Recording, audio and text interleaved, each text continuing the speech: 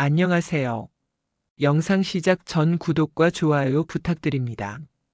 오늘 이야기 끝까지 시청하시기 바랍니다. 초인종이 울렸습니다. 평소와 달리 발걸음 소리가 조심스러웠죠. 문을 열자 아들이 공손하게 인사를 건네고 며느리는 수수한 모습으로 서 있었습니다. 요즘 혼자 계셔서 걱정이 됩니다. 저희 집에서 모시고 살면 어떨까 해서요. 그 한마디에 마음 한편은 따뜻해졌지만 동시에 이상한 기운이 스쳤습니다.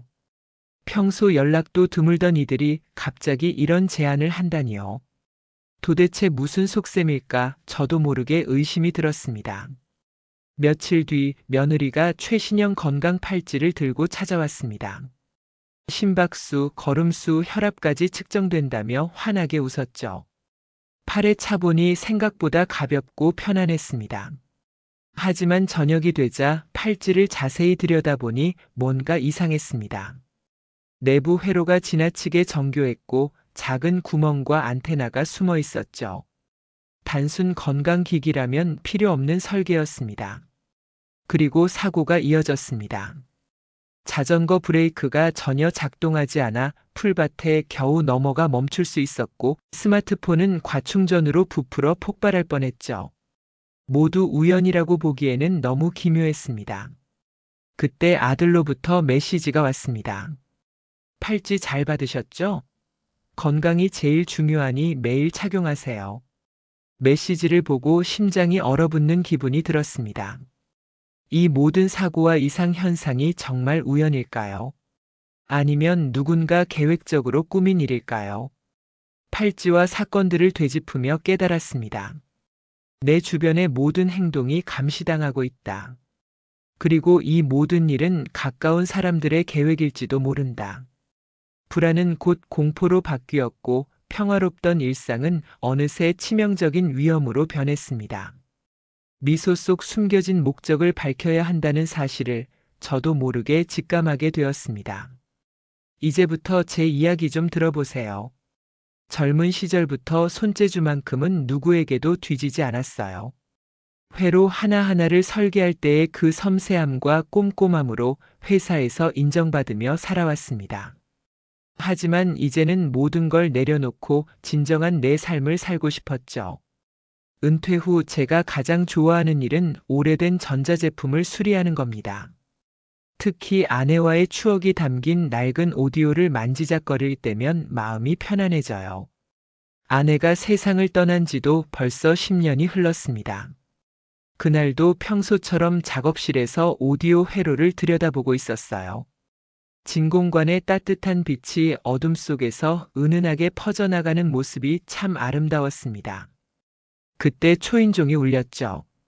문을 열어보니 아들 준석이와 며느리 지영이가 서 있었습니다. 준석이는 명문대 경영학과를 나와 지금 투자회사에서 펀드 매니저로 일하고 있어요. 지영이는 유명한 인플루언서죠. 항상 화려한 생활을 SNS에 올리더라고요. 아버지, 안녕하세요. 오랜만에 찾아뵈었네요. 준석이의 목소리에는 어색함이 묻어 있었습니다. 평소보다 훨씬 공손한 말투였어요.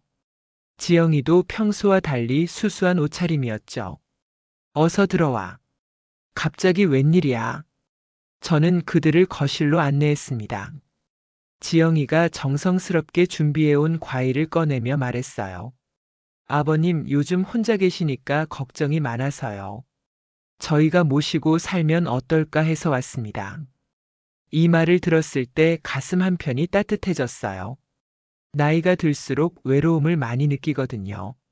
하지만 동시에 이상한 느낌도 들었습니다. 평소에 연락도 잘 안 하던 이들이 갑자기 이런 제안을 하다니요. 준석이가 거들었습니다. 아버지, 저희 집이 넓으니까 편하게 지내실 수 있어요. 요즘 혼자 사시기엔 너무 위험하지 않습니까? 그들의 말을 듣고 있으니 마음이 흔들렸어요. 정말 자식들이 저를 생각해서 하는 말일 수도 있잖아요. 하지만 뭔가 계산적인 느낌이 들어서 불편했습니다. 고맙긴 한데 아직은 혼자서도 잘 지낼 수 있어. 익숙한 이 집에서 계속 살고 싶다. 제 대답에 준석이의 표정이 살짝 굳어졌어요. 지영이도 억지로 미소를 지으며 말했습니다. 그러시군요. 그래도 자주 안부는 여쭤볼게요. 그들이 돌아간 후 저는 작업실로 돌아갔어요. 그런데 마음이 편치 않았습니다. 뭔가 석연치 않은 느낌이 계속 들었거든요. 책상 서랍을 열어 노트북을 꺼냈습니다. 화면에는 제가 10년 전부터 차곡차곡 모아온 비트코인 지갑이 보였어요. 현재 시가로 100억 원 정도 되는 금액이었죠. 젊은 시절 개발한 회로 기술 특허도 상당한 가치가 있지만 이 비트코인이야말로 제 진짜 재산입니다. 아무도 모르는 비밀이었어요. 그런데 왜 갑자기 불안한 마음이 드는 걸까요? 아들과 며느리의 방문이 단순한 효심에서 나온 게 아닐 수도 있다는 생각이 스쳤습니다. 저는 지갑 화면을 끄고 다시 오디오 수리에 집중하기로 했어요. 하지만 마음 한구석의 불안감은 쉽게 사라지지 않았습니다. 며칠이 지났지만 그날의 기억은 여전히 마음에 걸렸어요. 아들과 며느리의 표정, 목소리 톤, 모든 게 평소와 달랐거든요. 그러던 어느 날 오후 다시 초인종이 울렸습니다. 이번에는 지영이 혼자 왔더라고요. 손에는 예쁘게 포장된 상자를 들고 있었어요. 아버님 건강관리용품을 하나 가져왔어요. 요즘 웨어러블 기기가 정말 좋더라고요. 상자를 열어보니 깔끔한 디자인의 팔찌가 들어있었습니다. 검은색 실리콘 재질의 작은 스크린이 달려있는 최신형 스마트워치 같았어요. 이걸로 심박수도 재고 걸음수도 확인할 수 있어요. 혈압까지 측정된다니까 정말 신기하죠. 지영이가 정말 정성스럽게 설명해 주더라고요. 표정도 진심 어린 것 같았고요. 저는 고마운 마음에 바로 팔에 차봤습니다. 오, 생각보다 가볍네. 고마워, 지영아. 아니에요. 아버님 건강이 제일 중요하잖아요. 이걸로 매일매일 건강 상태를 체크하세요. 지영이는 팔찌 사용법을 자세히 알려주고 갔어요. 사실 전자제품은 제가 워낙 잘 다루니까 설명이 필요 없었지만 며느리의 정성이 고마워서 끝까지 들어줬습니다. 그런데 지영이가 떠난 후 뭔가 이상한 점을 발견했어요. 팔찌를 자세히 살펴보니 일반적인 웨어러블 기기와는 조금 다른 부분이 있었거든요. 내부 회로 구조가 생각보다 복잡했어요. 단순한 건강관리 기능치고는 너무 정교한 설계였습니다. 마치 추가적인 기능이 숨어 있는 것 같았어요. 저는 작업실로 가서 확대경을 가져왔습니다. 팔찌의 충전 단자 부분을 자세히 들여다보니 미세한 구멍이 하나 더 있었어요. 마이크로 구멍 같았습니다. 이상하다. 왜 마이크 구멍이 여기에 있을까? 경험상 이런 설계는 보통 음성 수집이나 원격 제어 기능을 위한 거였어요. 하지만 일반적인 건강관리 기기에는 필요 없는 기능이죠. 더 자세히 살펴보니 작은 안테나 선도 보였습니다. 블루투스용 치고는 너무 정교하고 강력해 보였어요. 뭔가 장거리 통신이 가능한 구조 같았습니다. 그 순간 소름이 돋았어요. 혹시 이 팔찌가 단순한 건강기기가 아닐 수도 있다는 생각이 들었거든요. 그런데 바로 그때 핸드폰에 준석이한테서 메시지가 왔어요. 아버지, 팔찌 잘 받으셨죠? 매일 차고 다니세요. 건강이 가장 중요해요. 이 메시지를 보는 순간 확신이 섰습니다. 이들이 단순히 제 건강을 걱정해서 준 선물이 아니라는 걸 말이에요. 저는 팔찌를 벗어서 책상 위에 올려놓았어요. 그리고 제 전문 분야인 회로 분석을 시작하기로 했습니다. 만약 정말 수상한 기능이 숨어 있다면 반드시 찾아낼 거예요. 40년 넘게 전자회로를 다뤄온 제가 속을 만큼 허술하지는 않을 테니까요. 하지만 동시에 마음 한편으로는 제가 너무 의심이 많은 건 아닌가 하는 생각도 들었어요. 혹시 진짜 효심에서 나온 선물일 수도 있잖아요. 그래도 확인은 해봐야겠습니다. 제 직감이 틀렸다면 며느리에게 미안하다고 사과하면 되니까요. 팔찌를 받은 지 일주일 정도 지났을 때였어요. 평소처럼 동네를 자전거로 한 바퀴 돌고 있었는데 이상한 일이 일어났습니다. 내리막길에서 브레이크를 밟았는데 전혀 듣지 않는 거예요. 평소 같으면 부드럽게 멈췄을 텐데 계속 속도가 붙더라고요. 아니, 이게 뭐야? 당황한 저는 뒷브레이크까지 힘껏 잡아당겼지만 소용없었어요. 다행히 길 옆 풀밭에 자전거를 눕히면서 간신히 멈출 수 있었습니다. 집으로 돌아와서 자전거를 점검해 봤어요. 브레이크 와이어가 끊어져 있었습니다. 그런데 이상한 점은 끊어진 부분이 너무 깔끔하다는 거였어요. 마치 날카로운 도구로 자른 것 같았습니다. 자연스럽게 마모돼서 끊어진 게 아니라 인위적으로 절단된 흔적이 보였어요. 하지만 누가 그런 짓을 하겠어요? 제가 너무 예민하게 생각하는 걸까요? 그런데 이상한 일은 거기서 끝나지 않았습니다. 이틀 후에는 스마트폰에 문제가 생겼어요. 평소처럼 충전을 하고 있었는데 갑자기 폰이 뜨거워지기 시작했습니다. 그리고 연기가 나더니 아예 꺼져버렸어요. 이건 뭐지? 배터리가 폭발한 건가? 폰을 분해해서 확인해 보니 배터리 부분이 심하게 부풀어 있었어요. 과충전으로 인한 폭발이었습니다. 다행히 큰 화재로 이어지지는 않았지만 정말 위험한 상황이었죠. 그런데 여기서도 이상한 점이 있었어요. 제가 사용하던 충전기는 과충전 방지 기능이 있는 제품이었거든요. 그런데 어떻게 이런 일이 일어날 수 있는지 이해가 안 됐습니다. 연달아 2번의 사고를 겪고 나니 우연의 일치치고는 너무 이상했어요. 뭔가 자기적인 느낌이 들기 시작했습니다. 그때 준석이한테서 전화가 왔어요. 아버지, 괜찮으세요? 지영이한테 들었는데 자전거 사고가 있었다면서요. 지영이가 어떻게 그걸 알았지? 아무한테도 말한 적이 없는데. 제가 반문하자 준석이가 당황하는 기색이 역력했어요. 아, 그게 동네 분이 봤나 봐요.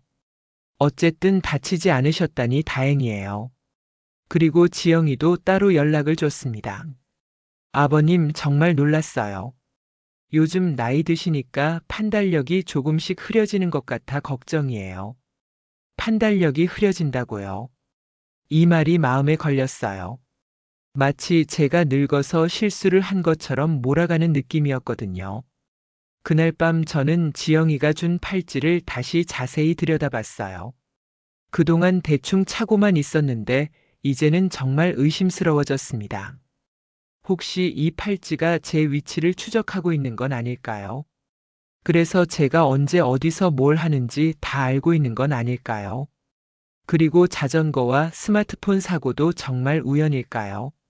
아니면 누군가 의도적으로 조작한 걸까요? 생각해보니 두 사고 모두 제가 다칠 수 있었던 위험한 상황이었어요.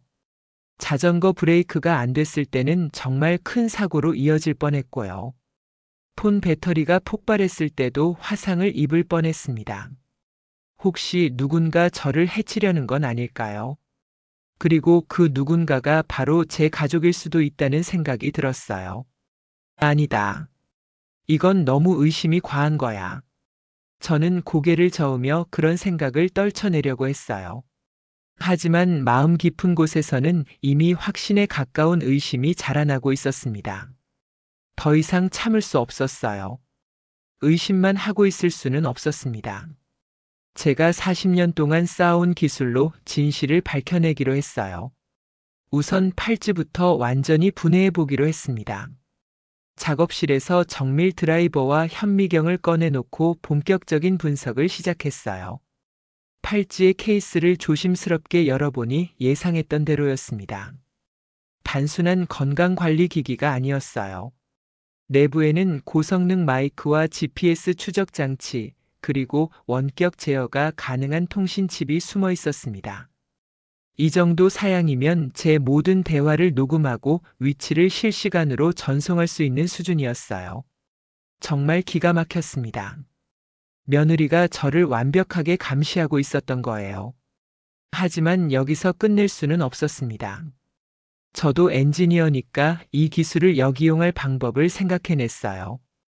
팔찌의 통신 칩을 분석해서 주파수와 암호화 방식을 알아냈습니다.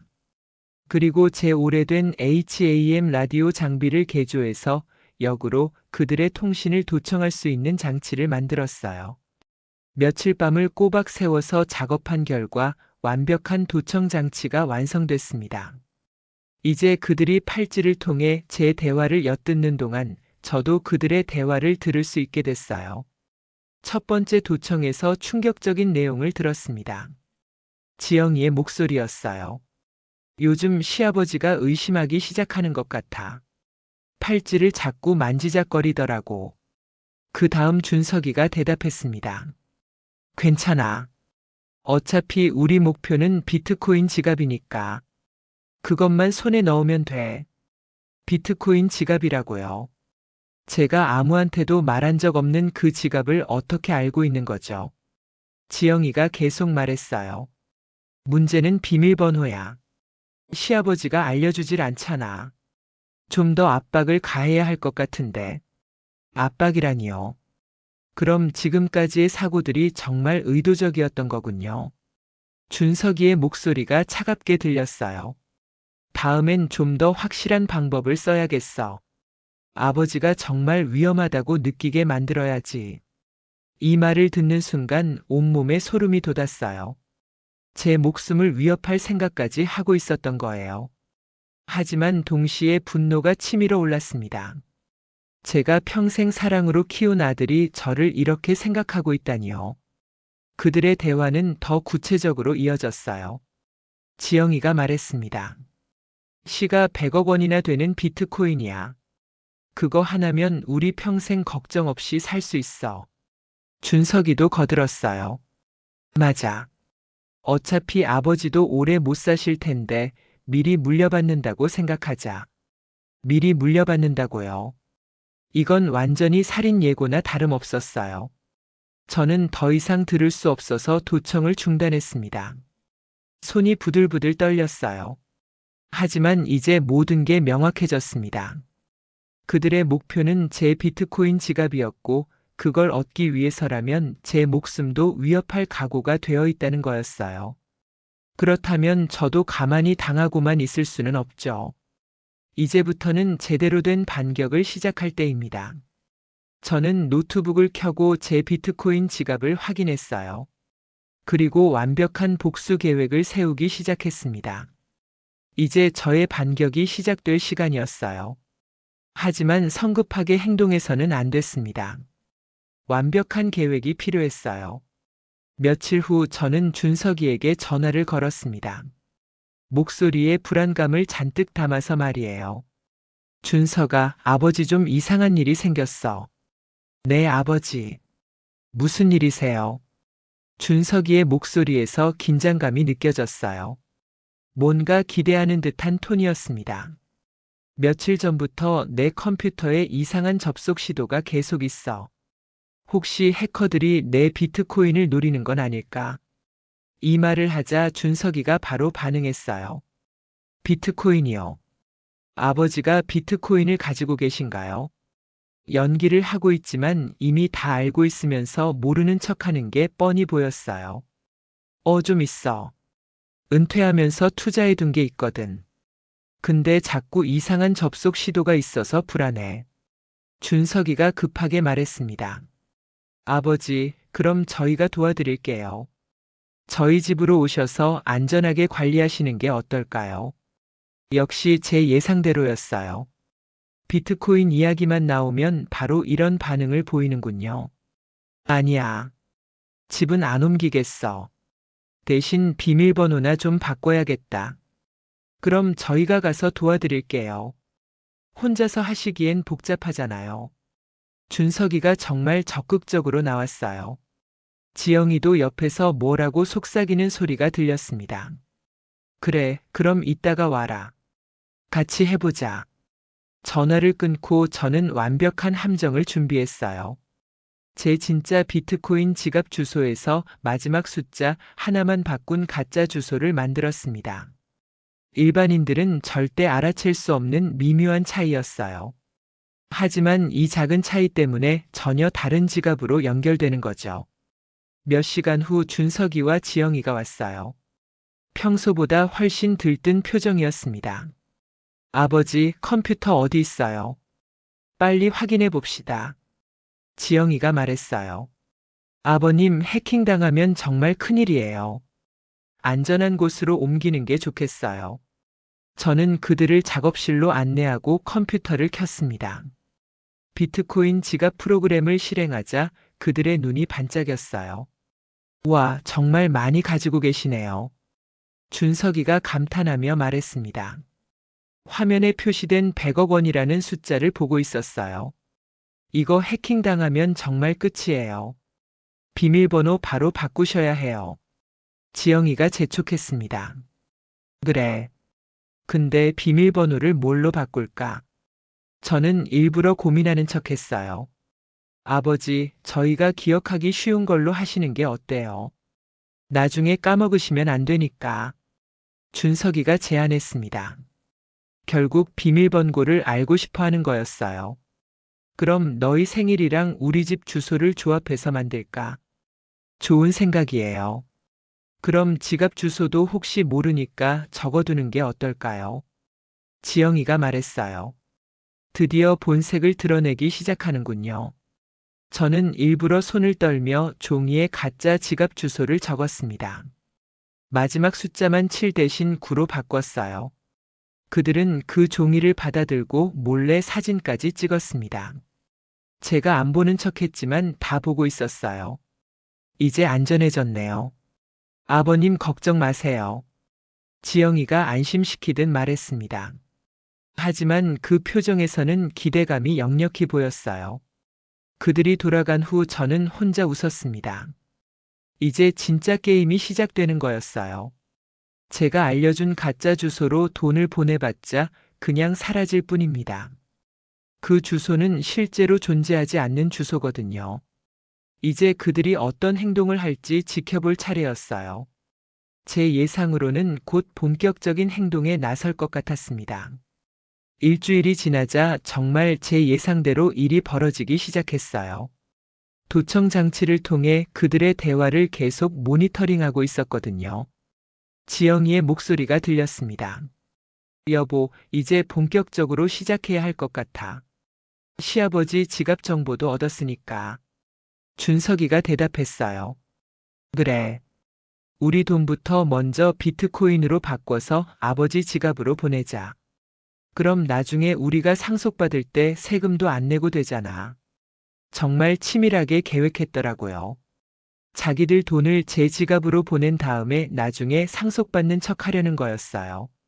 며칠 후 그들의 행동이 본격적으로 시작됐습니다.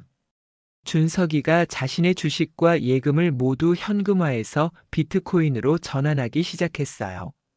지영이도 자신의 인플루언서 수익과 각종 투자금을 모두 정리했습니다. 심지어 대출까지 받아서 비트코인을 샀더라고요. 그리고 제가 알려준 가짜 주소로 모든 비트코인을 보내기 시작했어요. 처음에는 소액으로 테스트하더니 나중에는 거액을 한 번에 보냈습니다.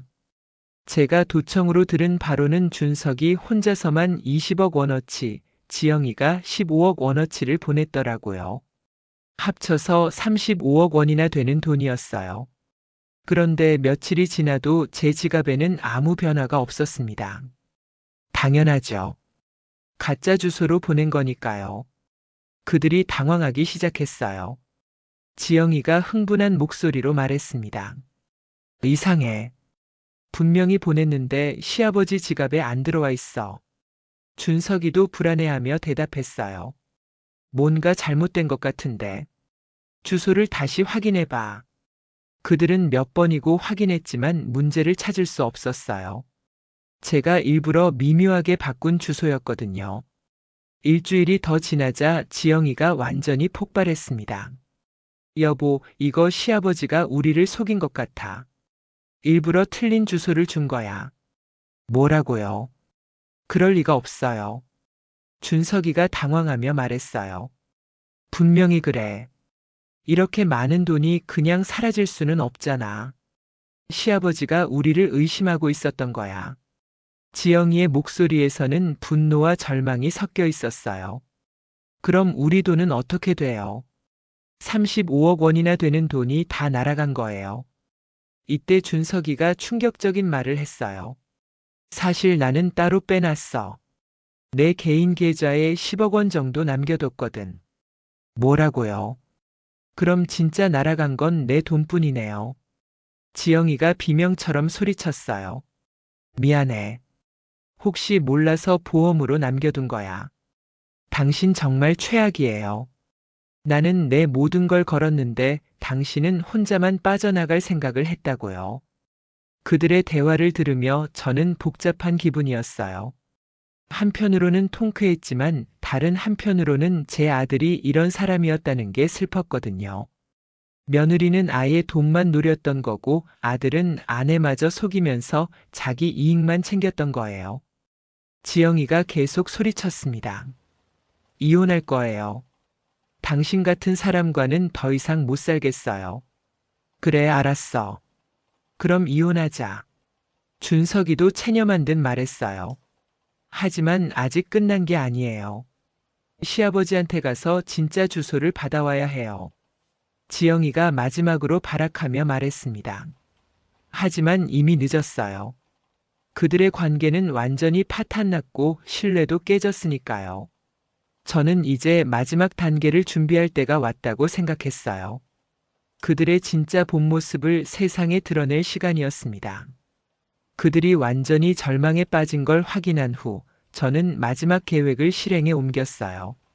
집 곳곳에 숨겨진 카메라를 설치하고 모든 대화를 녹화할 준비를 했습니다.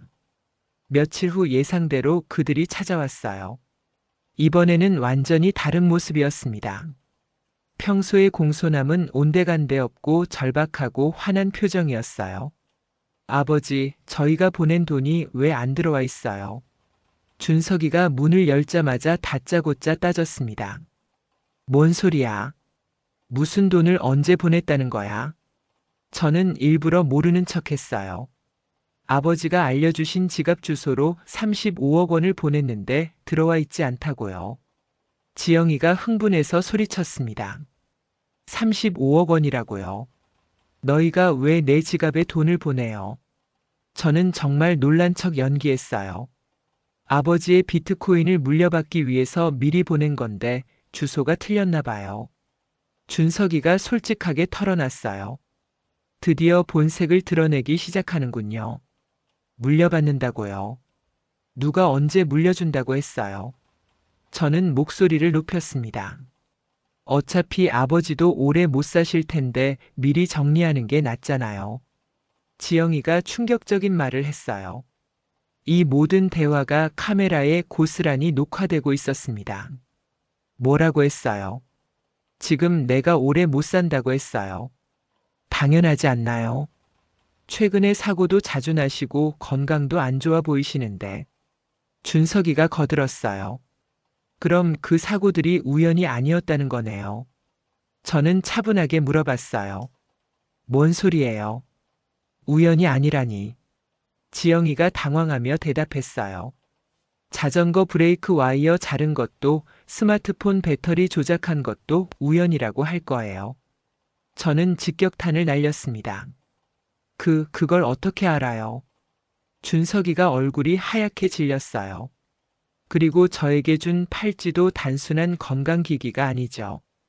도청과 추적이 목적이었잖아요. 저는 계속해서 그들을 몰아붙였어요.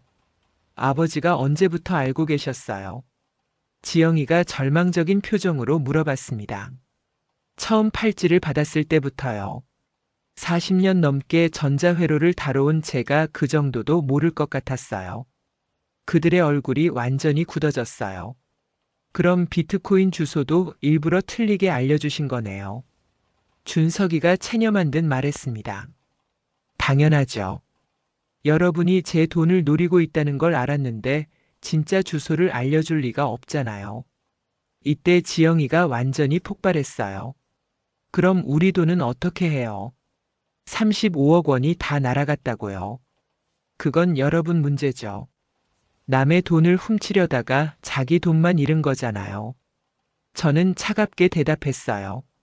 아버지, 제발 도와주세요. 저희가 잘못했어요. 준석이가 무릎까지 꿇으며 빌었습니다. 너희는 내 아들이 아니야. 오늘부터 남남이다. 저는 단호하게 선언했어요. 그리고 이 모든 대화는 녹화되고 있어요. 곧 온라인에 공개될 거고요. 이 말을 듣자 그들의 표정이 절망으로 일그러졌어요. 아버지, 그렇게까지 하시면 안 돼요. 지영이가 울먹이며 말했어요. 내 목숨을 노렸던 사람들에게 자비를 베풀 이유는 없어요. 저는 냉정하게 말했습니다. 그들은 더 이상 할 말이 없었어요. 모든 게 들통났고 되돌릴 수도 없었으니까요. 집을 나가며 지영이가 마지막으로 소리쳤어요. 이혼 소송 걸 거예요. 당신 때문에 내 인생이 망가졌어요. 그래, 알았어. 하지만 내 돈은 한 푼도 못 가져갈 거야. 준석이가 힘없이 대답했어요. 그들이 떠난 후 저는 녹화된 영상을 편집해서 유튜브에 올렸습니다. 제목은 탐욕의 눈먼 가족의 최후였어요. 영상이 업로드된 지 며칠 만에 조회수가 수백만을 넘어섰어요. 댓글들도 대부분 제 편이었습니다. 정말 충격적이네요. 가족이 이럴 수가 있나요? 아버님이 정말 현명하게 대처하셨네요. 요즘 젊은 세대들이 너무 물질만 추구하는 것 같아 안타깝습니다. 그런 댓글들을 보며 저는 혼자가 아니라는 걸 느꼈어요. 한편 준석이와 지영이는 완전히 몰락했습니다. 지영이는 인플루언서 활동을 접어야 했고 준석이도 회사에서 해고당했어요. 그들의 탐욕이 담긴 영상이 너무 유명해져서 사회생활이 불가능해진 거죠. 지영이는 정말로 이혼 소송을 걸었지만 이미 모든 재산을 잃은 상태라 가져갈 게 없었어요. 준석이가 숨겨둔 10억 원마저 법원에서 위자료로 지영이에게 절반을 주라고 판결했거든요. 결국 둘 다 빈털터리가 되어 각자의 길을 가게 됐습니다. 저는 그 후로 정말 평화로운 삶을 살고 있어요. 더 이상 누군가를 의심할 필요도 없고 감시당할 걱정도 없으니까요. 작업실에서 오래된 오디오를 수리하며 좋아하는 음악을 듣는 시간이 정말 행복합니다. 진공관에서 나오는 따뜻한 소리가 마음을 편안하게 해줘요. 비트코인 지갑도 여전히 안전하게 보관하고 있어요. 이제는 정말 제 것이 됐죠. 아무도 노릴 사람이 없으니까요. 가끔 준석이한테서 연락이 와요. 용서해달라는 내용이지만 저는 답장하지 않습니다. 이미 끝난 관계니까요. 대신 새로운 인연들을 만들고 있어요. 동네 전자제품 수리 봉사 활동도 하고 젊은 엔지니어들에게 기술을 가르쳐 주기도 합니다. 그들은 정말 순수한 마음으로 배우려고 하더라고요. 제 아들과는 완전히 다른 모습이었어요. 어제는 한 젊은 엔지니어가 말했습니다. 선생님 같은 분이 제 아버지였으면 좋겠어요. 그 말을 듣고 가슴이 뭉클했어요. 비록 제 친아들은 저를 배신했지만 이런 젊은이들이 있어서 희망을 가질 수 있었거든요. 이제 저는 진짜 자유로워졌어요. 그 누구의 눈치도 보지 않고 오직 제가 하고 싶은 일만 하며 살 수 있게 됐습니다. 매일 아침 일어나서 커피를 마시며 창밖을 바라보는 시간이 정말 소중해요. 아무 걱정 없이 하루를 시작할 수 있다는 게 이렇게 행복한 줄 몰랐거든요. 탐욕의 눈먼 가족들 때문에 한때는 절망했지만 오히려 그 일로 인해 더 소중한 것들을 깨닫게 됐어요. 진정한 행복은 돈에 있는 게 아니라 마음의 평화에 있다는 걸 말이에요. 그리고 제가 40년 동안 쌓아온 기술과 경험이 헛되지 않았다는 것도 확인했습니다. 위기의 순간에 그 모든 것들이 저를 구해줬거든요. 앞으로도 계속 이런 평화로운 삶을 이어갈 생각이에요. 더 이상 누구에게 속지도 않고 누구를 속이지도 않으면서 말이죠. 제 이야기가 혹시 비슷한 상황에 있는 분들에게 도움이 되었으면 좋겠어요. 가족이라는 이름으로 당신을 이용하려는 사람들을 조심하세요. 그리고 자신을 지킬 수 있는 힘을 기르시기 바랍니다. 진정한 가족은 당신의 재산이 아니라 당신 자체를 사랑하는 사람들이니까요. 끝까지 들어주셔서 감사합니다.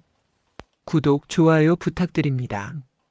선생님들의 삶에도 진심 어린 사랑과 따뜻한 행복이 가득하기를 마음 깊이 기원합니다.